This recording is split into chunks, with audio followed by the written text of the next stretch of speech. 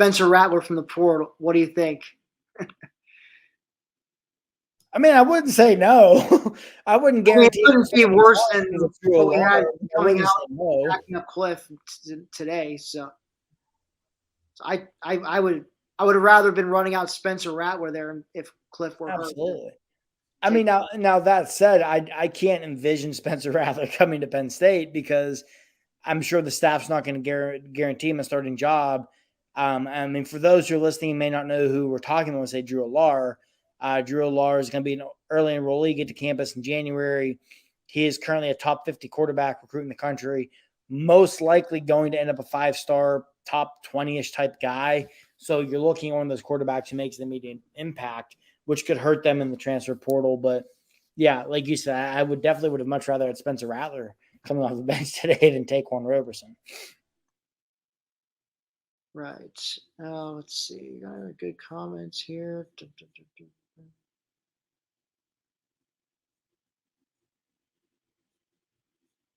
Just see a couple.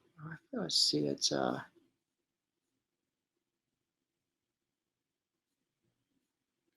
this is like not directly related to what I was going to say about Iowa's fans, but I was going to say I found it most annoying when they were booing every single time a Penn State defensive player went down of an injury, and this is like when Mustafer, when Brisker and AK finally went down at times. Every time they're booing, and as if they were running some fast-paced offense, and our best players were faking injuries to try to slow it down. I mean, it was just the dumbest thing ever.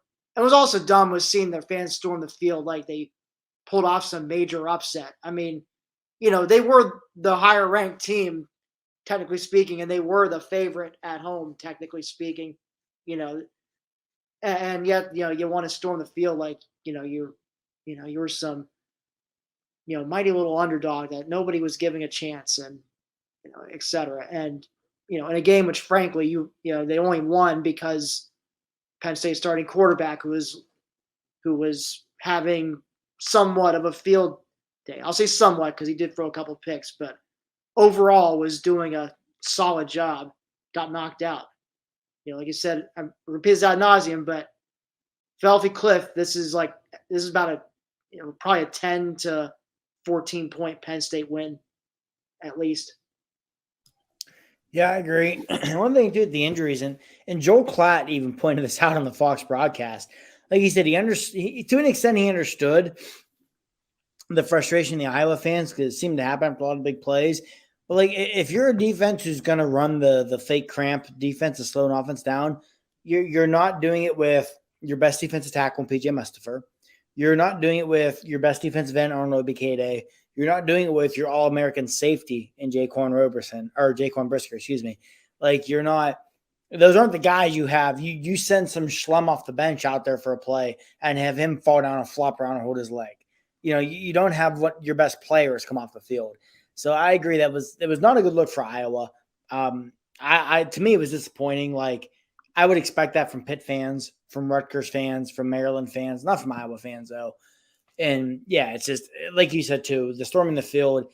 Yes, Iowa, they were favored. They were the higher ranked team. I understand a lot of people pick Penn State to win this game, but ultimately, when you're the number 3 team in the country and favored to win a game at home, and you only win that game, like you said, Tim, because the other team's quarterback got hurt when you're on the brink of being boat raced out of your own damn stadium, you shouldn't be storming the field. So it definitely was not a good look today for Iowa fans.